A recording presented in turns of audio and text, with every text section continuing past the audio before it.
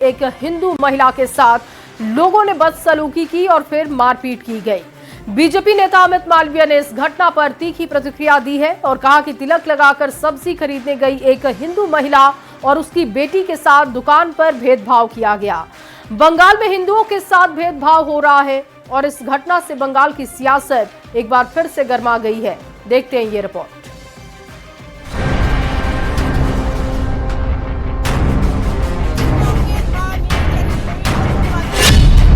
क्या पश्चिम बंगाल में तिलक लगाना गुनाह है?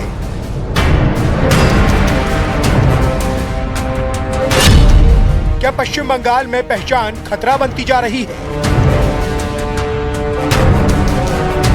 दक्षिण 24 परगना जिले के बरुईपुर इलाके की इन महिलाओं के आरोप से कुछ ऐसा ही लगता है। आरोप है कि तिलक लगाकर सब्जी खरीदने गई एक हिंदू महिला और उसकी बेटी के साथ बदसलूकी ही नहीं बल्कि मारपीट भी की गई। আমরা গেছিলাম আমাদের আশ্রমে, আর ওখান থেকে ঘুরে আসার পরে আমরা গেছিলাম ওখানেরই বেদবেরিয়ার একদম স্টেশনের কাছে যে বাজারটা বসে সেখানে গেছিলাম। তো সেখানে যাওয়াতে যে সমস্যাটা হয়েছে, ওখানে যার দোকানে গেছিলাম তারা মুসলিম। আচ্ছা, আমার মা আর আমরা সনাতন ধর্মের লোক, অতএব তিনি তিলকধারী, মালা জপ করেন, এটা আমিও করি। সে মালা নিচ্ছিল, এটা দেখাতে যাই হোক ওনাদের একটা মুখের আব্বা ভঙ্গি দেখে মনে হয়েছে পছন্দ হয়নি। তো আমরা ওনাদের কাছ থেকে টমেটো আর মটরশুঁটি কিনতে যাই, ওনারা বলেন যে না, আপনাদের কাছে বিক্রি নেই, আপনাদেরকে দেয়া হবে। इन महिलाओं के आरोप के मुताबिक हिंदू होने की वजह से सब्जी वाले ने उन्हें सब्जी देने से मना कर दिया और जब महिला ने इसका विरोध किया तो मामला बहस से आगे मारपीट में बदल गया। यही नहीं, आरोप ये भी है कि वहां मौजूद और भी मुस्लिम दुकानदारों ने सब्जी न देने और मारपीट को जायज ठहराया। এই কথা বলাতে উনি উচ্চ ভাষ্য মানে অশ্লীল ভাষা দেয়, অশ্লীল ভাষা দিয়ে মানে বেরিয়ে এসে এইটা সেটা ওটা বলে। এই কথা শুনে ওনার ছেলে ভেতর দোকানে ছিল, নোংরা ভাষা যাচ্ছে না, নোংরা ভাষা দিয়ে এসে আমার মাকে এখানে ধরে ছেলে ফেলে দিয়েছে, টিপে ধরে ফেলে আবার কেনু সব কেটে গেছে, পুলিশ অফিসার আমাকে সব মোল্ডিং লাগিয়ে দিয়েছে, এখানে কেটে গেছে কেনুতে। আচ্ছা, এরপরে আমাকে এসে এমন অশ্লীল ভাষা দিয়েছে, দেখুন, আর মেরেছে কিভাবে, এই গালেও মেরেছে, রাস্তায় ফেলে দিয়েছে, টোটালি আমাদেরকে রাস্তায় ফেলে দিয়েছে, রাস্তায় ফেলে মেরেছে। এবং মুসলিমরা তাদেরকে সাপোর্ট করে বলছে যে ওনারা যা করেছে ঠিক করেছে, আপনাদের দোষ। बीजेपी ने इस घटना को पश्चिम बंगाल में हिंदुओं पर बढ़ते अत्याचार से जोड़ते हुए ममता सरकार पर गंभीर सवाल उठाए हैं। बीजेपी आईटी सेल के प्रमुख अमित मालवीय ने सोशल मीडिया पर इस घटना को शर्मनाक बताया और कहा कि किसी के साथ उसके धर्म या दिखावे की वजह से भेदभाव, गाली गलौज या हिंसा नहीं होनी चाहिए। पश्चिम बंगाल में हिंदुओं को दूसरे दर्जे का नागरिक बनाने की कोशिश हो रही है और पश्चिम बंगाल को बांग्लादेश नहीं बनने दिया जाएगा।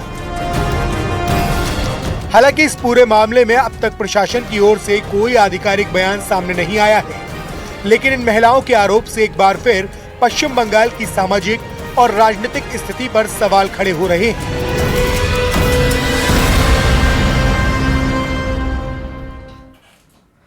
और अगले 48 घंटे में ईरान पर बहुत बड़ा हमला होने के सबूत मिले हैं। सैटेलाइट तस्वीरों से साफ पता चल रहा है कि अमेरिका और इजराइल मिलकर तेहरान में तबाही मचाने को तैयार है। दावा किया जा रहा है कि ईरान को बातचीत के झांसे में फंसाकर बड़े हमले की तैयारी को आखिरी धार दी जा रही है।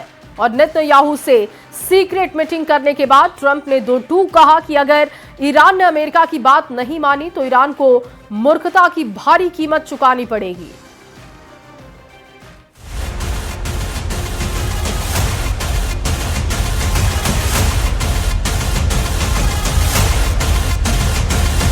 Look at that. It's over. We must continue the strikes. This aggression will not stand. We dismantle their capabilities now.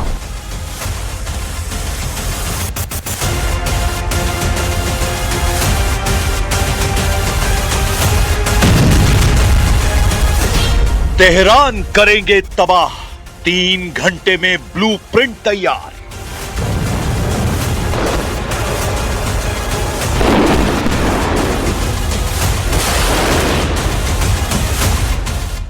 तीन घंटे तक चली राष्ट्रपति ट्रंप और प्रधानमंत्री नेतन्याहू की खुफिया मीटिंग ने ईरान के होश उड़ा दिए हैं। दावा किया जा रहा है कि ईरान को पक्का यकीन हो चुका है कि अमेरिका इजराइल के कंधे पर बंदूक रखकर ईरान पर घातक हमला कर सकता है। खबर तो ये तक है कि दुनिया के सामने अमेरिका दिखावा कर रहा है कि वो ईरान पर हमले की जोरदार तैयारियां कर रहा है, लेकिन हकीकत में असली हमला इजराइल की तरफ से करने की तैयारी चल रही है। खबर तो यहाँ तक है कि इजराइल ने पिछले 45 दिनों से चुपचाप ईरान पर बड़े हमले की तैयारियां कर ली है।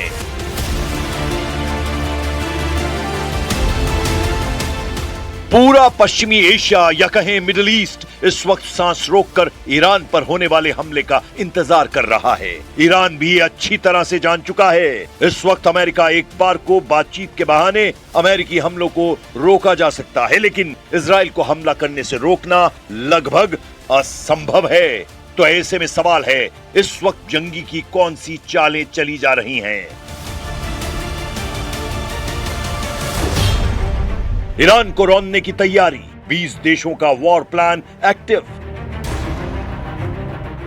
कुछ विशेषज्ञों के मुताबिक इस वक्त ईरान पर हमले को लेकर फूंक फूंक कर कदम रखे जा रहे हैं। खबर है मीडिया के जरिए अमेरिका और इजराइल दोनों ही ये दिखाने की कोशिश कर रहे हैं कि ईरान पर हमले को लेकर अमेरिका और इजराइल में गंभीर मतभेद है। दावा तो यहां तक किया गया है कि इजराइल के पीएम बेंजामिन नेतन्याहू और डोनाल्ड ट्रंप के बीच 3 घंटे से ज्यादा तक मीटिंग हुई, लेकिन कोई ठोस नतीजा नहीं निकला। दावा किया जा रहा है कि अमेरिका ईरान के सिर्फ परमाणु प्रोग्राम पर ही बातचीत करना चाहता है, जबकि इजराइल का कहना है कि ईरान के परमाणु प्रोग्राम के साथ साथ ईरान की बैलिस्टिक मिसाइलों को भी प्रतिबंधित किया जाए, लेकिन अमेरिका तैयार नहीं है।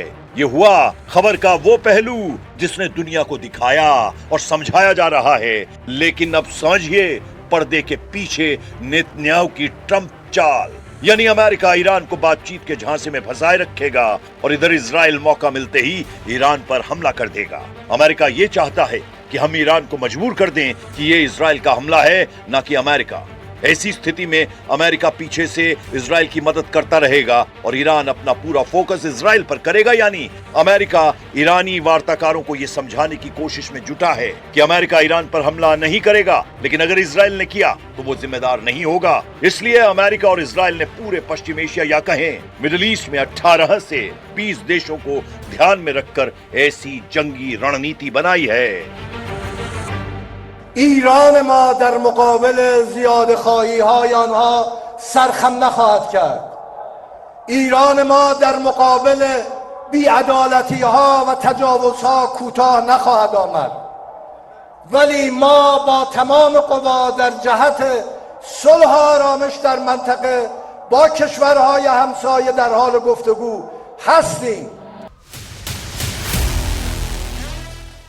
अमेरिकी नौसेना का सबसे शक्तिशाली परमाणु संचालित विमान वाहक पोत यूएसएस अब्राहम लिंकन यानी CVN-72 मिडिल ईस्ट यानी मध्य पूर्व के बेहद करीब पहुंच चुका है। ये दक्षिण चीन सागर से रवाना होकर अब अमेरिकी सेंट्रल कमांड सेंटकॉम के अधिकार क्षेत्र में प्रवेश कर चुका है। अमेरिकी राष्ट्रपति डोनाल्ड ट्रंप ने कहा था कि ईरान बातचीत में रुचि दिखा रहा है, लेकिन इस बयान के बाद तेहरान ने चेतावनी दी है कि हमारी उंगलियां ट्रिगर पर ही हैं। इसी बीच अमेरिका का सबसे विध्वंसक युद्धपोत यूएसएस अब्राहम लिंकन ईरान के करीब पहुंच चुका है।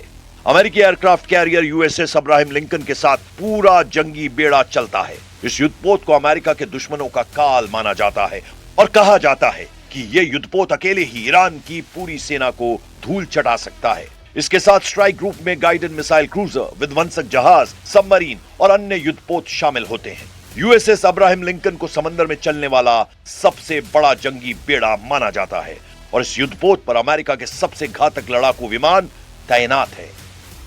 अमेरिकी नौसेना सुरक्षा कारणों से युद्धपोत को गहरे समंदर में डार्क मोड में ला रही है, यानी इस वक्त युद्धपोत के ट्रांसपोंडर बंद हैं, उसके सिग्नल नहीं मिल रहे हैं। आप ये जान लीजिए, जिस अमेरिकी नौसेना का आर्माडा कहा जा रहा है उसमें कौन कौन से जहाज हैं जो ईरान के लिए काल बन सकते हैं। इस आर्माडा यानी जंगी बेड़े में शामिल मुख्य विध्वंसक और सहायक जहाज शामिल हैं। यूएसएस अब्राहम लिंकन बेड़े का नेतृत्व कर रहा विमान वाहक पोत है। यूएसएस मोबाइल बे यानी मोबाइल बे ये एक टिकोंडेरोगा क्लास की गाइडेड मिसाइल क्रूजर है। डिस्ट्रॉयर स्क्वाड्रन 21 यानी डेस्ट्रॉन 21, इसमें कई घातक अर्ले बर्ग क्लास डिस्ट्रॉयर शामिल हैं, जिनमें मुख्य रूप से यूएसएस माइकल मर्फी यानी DDG 112, USS स्प्रुअन्स यानी DDG 111, USS Frankie Peterson junior मतलब DDG 121 साथ चल रहे हैं। इनके अलावा USS जॉर्ज H.W. बुश के नेतृत्व वाले एक दूसरे स्ट्राइक ग्रुप के भी क्षेत्र की ओर बढ़ने की खबरें हैं।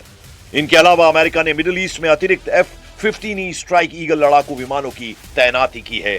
ईरान के पास फारस की खाड़ी और ओमान की खाड़ी में पहले से ही USS मिट्शर और USS मैकफॉल जैसे डिस्ट्रॉयर तैनात हैं। वहीं ईरान की रेवोल्यूशनरी गार्ड्स यानी IRGC ने भी चेतावनी दी है कि उनकी उंगलियां ट्रिगर पर हैं। डोनाल्ड ट्रंप ने जिस तरह से धमकी दी है वो ईरान पर बहुत बड़े हमले का संकेत साफ तौर पर दे रही हैं।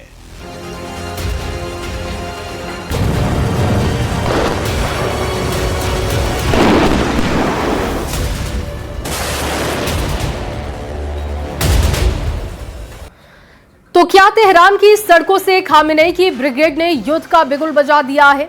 क्रांति की सालगिरह से क्या ईरान ने ट्रंप के लिए नया ऑर्डर जारी किया है?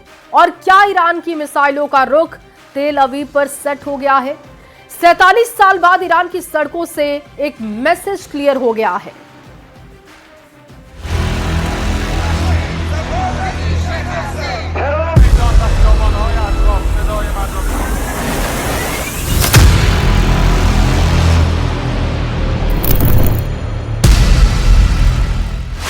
ईरान की सड़कों पर उतरे कमांडर, क्या अमेरिका के ठिकानों पर सबसे बड़ा हमला होने वाला है? तेहरान की सड़कों पर बैलिस्टिक मिसाइलों की तैनाती, क्या तेल अवीव पर मंडरा रहा है तबाही का साया?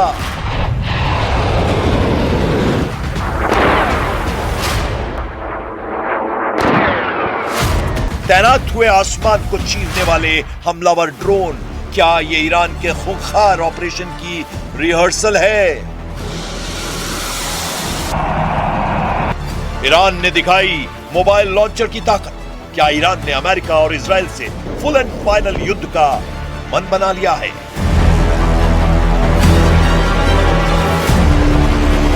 तेहरान की सड़कों पर जन सैलाब, क्या जश्न के बहाने जंग का पैगाम दे रहा है ईरान?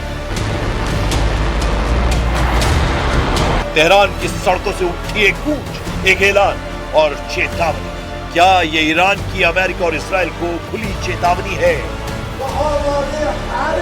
जश्न के मंच पर सिर्फ नारों की गूंज नहीं, बैलिस्टिक मिसाइलों की खामोश मौजूदगी किसी बड़े तूफान की तरफ बड़ा इशारा कर रही है। आसमान की तरफ इशारा करते ड्रोन, क्या ईरान ने अपना इरादा जाहिर कर दिया है कि वो जमीन से नहीं आसमान से हमला करेगा? मोबाइल लॉन्च सिस्टम, क्या ये सिर्फ ताकत की नुमाइश है या ईरान के बड़े फैसले की तरफ इशारा है? ما در قبال دنیا و مردم خودمون صادقیم. ما به دنبال سلاح هسته‌ای نیستیم. ما بارها و بارها این را اعلام کردیم و آماده هر گونه راستی آزمایی هستیم. دیوار بلند بی‌اعتمادی رو که آمریکا و اروپا در قبال اون حرف‌هایی که می‌زدند ایجاد کردند اجازه نمیده که این گفتگوها به نتیجه برسه. ایران ما در مقابل ईरान ने जंग का बिगुल बजा दिया है, इरादा भी जाहिर कर दिया है, टारगेट को भी फिक्स कर चुका है। हम बस वो सबूत दे रहे हैं कि कैसे ईरान अमेरिका और इजराइल पर भड़का हुआ है।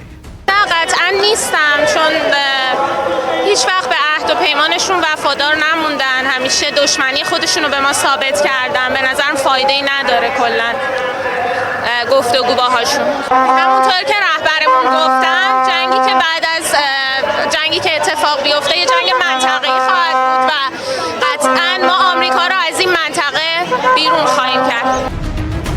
भस्म कर देगा ईरान, खामेनेई की 5 कस्में। तेहरान की सड़कों पर उमड़ा ये जन सैलाब सिर्फ सालगिरह का जश्न नहीं लगाता। हजारों लोग हाथों में झंडे, अमेरिका और इजराइल के खिलाफ नारे। जब किसी मुल्क में टकराव का माहौल बनता है तो सबसे पहले आवाम को एकजुट दिखाया जाता है। ये भीड़ एक संदेश है। जंग के मैदान में खामेनेई अकेले नहीं है। और क्या ये लड़ाई सिर्फ राजनीतिक ताकत की नुमाइश भर है?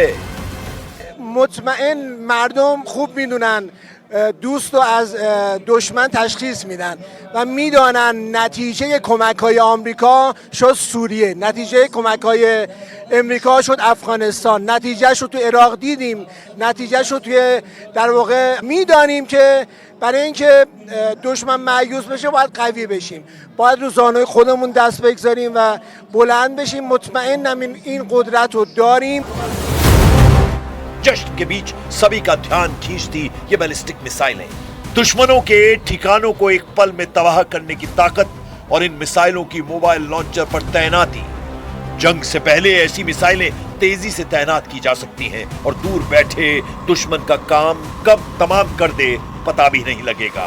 तो क्या सिर्फ चेतावनी है या तैयारी है जंग की? اونا قابل اعتماد نیستن. هر وقتی هر چیزی گفتن دفعه قبلم که همین بود. تو مذاکره بودیم که اون کارو کردن و این خیانت رو کردن و زدن. میخواد ایران رو غارت کنه. این ذخایر نفتی و کلی ذخایر دیگه‌ای که داریم دنبال غارت ایناست که بیاد این آش رو با جاش برداره و بعد به तेहरान की सड़कों पर दिख रहा फ्लाइंग विंग ड्रोन जंग का सबसे खामोश हथियार और ईरान की सबसे बड़ी ताकत। ऐसे ड्रोन लंबी दूरी तक उड़ान भरते हैं और टारगेट पर सटीक निशाना लगाते हैं। यूक्रेन से जंग में रूस ने ईरान के इसी ड्रोन का इस्तेमाल कर बड़ी तबाही मचाई थी। अब सवाल यह है कि ईरान ने ये ड्रोन सिर्फ ताकत दिखाने के लिए लगाए हैं या उसके मिलिट्री ऑपरेशन की तैयारी का हिस्सा हैं। ट्रक पर लगा ये कैनिस्टर बेस्ड लॉन्च सिस्टम तेज और अचानक तैनाती के लिए जाना जाता है। ऐसे सिस्टम दुश्मन को पहले से संकेत दिए बिना एक्टिव हो सकते हैं। जब हथियार खुले मंच पर इस अंदाज में दिखाए जाएं तो वो सिर्फ प्रदर्शन नहीं, ये इरादा और इशारा दोनों है कि हम जंग के लिए तैयार हैं। ईरान की लीडरशिप का लहजा भी कम सख्त नहीं। और इस वक्त की बड़ी खबर आपके सामने है। पप्पू यादव को तीनों ही केस में बेल मिल चुकी है। ये बड़ी जानकारी, पूर्णिया सांसद को बड़ी राहत। 3 केस जो कि कोर्ट में सुनवाई के दौरान देखिए बड़ी राहत उनके लिए लेकर आई है ये खबर। पप्पू यादव को तीनों ही केस में राहत, पूर्णिया सांसद को बड़ी राहत मिल गई है। इससे पहले गर्दनी बाग के मामले में उनको बेल मिली थी। अब देखिए जो 2 और केस थे जिसमें बुद्धा कॉलोनी का मामला था उसमें भी उनको राहत मिल गई। एक तीसरा और केस जिसमें राहत मिली, तो कुल मिलाकर अब जेल से बाहर आना तय।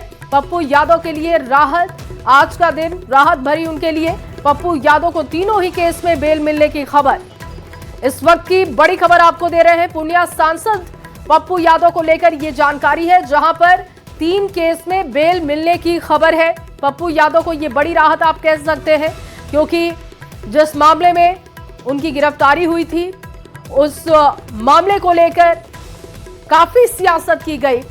गर्दनी बाग का मामला था जिसमें उनको राहत पहले मिल चुकी है।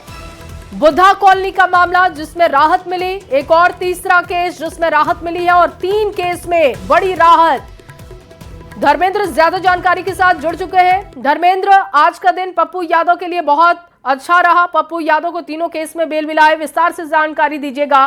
कौन कौन से ये केस है जिसमें राहत मिल चुकी है और कब तक जेल से बाहर आएंगे पप्पू यादव? जी, ये तीनों केस थे। एक तो बुद्धा कॉलोनी थाना का केस था जिसमें सरकारी काम में बाधा डालने का मामला था। 2 केस ऐसे थे जो धरना प्रदर्शन संबंधित थे, कोतवाली के 2017 और 2019 के 2 मामले थे। इन तीनों मामलों में आज सांसद पप्पू यादव को बेल मिली है। एक बड़ी राहत है। पिछले कई दिनों से जिस तरह से उनकी गिरफ्तारी हुई थी शुक्रवार को, पिछले शुक्रवार को, और गर्दनी बाग मामले में उनको बेल मिली थी। बाकी 3 जो मामले थे उसमें वो जुडिशरी कस्टडी में थे, उसके बाद उनको कस्टडी में लिया गया। तो इन तीनों मामले में आज उनको बेल मिली है। कहीं ना कहीं पप्पू यादव के लिए एक राहत की खबर है। अब वो प्रक्रिया पूरी होने के बाद जेल से बाहर आएंगे। जी, और लगातार इस मामले में सियासत भी हुई, लेकिन कोर्ट की तरफ से जो रुख रहा है सुनवाई को लेकर और बेल को लेकर, वो पप्पू यादव के हक में जाता हुआ दिखा है। धर्मेंद्र, जो गर्दनी बाग वाला मामला था उसमें भी पहले ही जमानत पा चुके हैं। ऐसे में पप्पू यादव जब जेल से बाहर आएंगे अटैकिंग मोड में जरूर रहेंगे वो।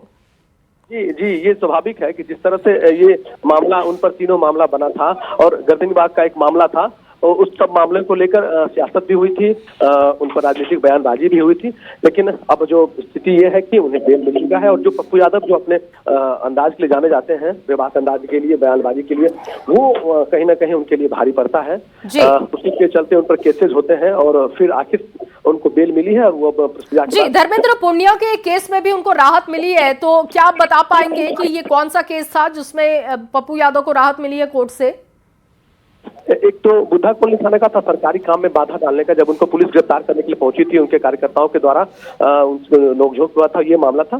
2 मामले थे धरना प्रदर्शन संबंधी 2017 और 2019 में, ये 3 मामले थे जिनमें आज उनको जमानत मिली है। ठीक है, बहुत शुक्रिया तमाम जानकारी के लिए धर्मेंद्र आपका। तो देखिए पूर्णिया का भी एक इसमें केस था, उसमें भी उनको राहत मिली है। कुल मिलाकर जो तीनों ही केस थे उन तीनों ही केस में बेल मिल चुकी है। पप्पू यादव किसी भी वक्त जेल से बाहर आ सकते हैं। पूर्णिया के सांसद हैं और पूर्णिया का भी एक मामला इसमें था जिसमें उनको राहत मिली है। और अब जब पूर्णिया सांसद बाहर होंगे तो वो अटैकिंग मोड में जरूर होंगे, क्योंकि कई मामलों को लेकर उनको देखा गया है कि वो हस्तक्षेप करते हैं, जनता की हक की लड़ाई लड़ते रहते हैं और कई बार उनकी परेशानी इसी वजह से बढ़ती रही है। और पप्पू यादव जब जेल पहुंचे थे पिछले दिनों, जब उनकी गिरफ्तारी की गई थी, तो उन्होंने कहा था कि सियासत की जा रही है, नीट छात्रा को न्याय दिलाने के लिए वो लड़ाई लड़ रहे हैं, लेकिन दूसरे केसेस में फंसाकर उनको जेल पहुंचाने की मंशा साफ दिखाई देती है। और ऐसे में देखिए ये बड़ी खबर, राहत भरी खबर, पूर्णिया सांसद पप्पू यादव के लिए राहत भरी खबर ये है कि अब जेल से बाहर आएंगे, क्योंकि पप्पू यादव को 3 केस में बेल कोर्ट की तरफ से ग्रांट की जा चुकी है और उनके लिए ये बड़ी राहत है। एक छोटा सा ब्रेक, जल्द हाजिर।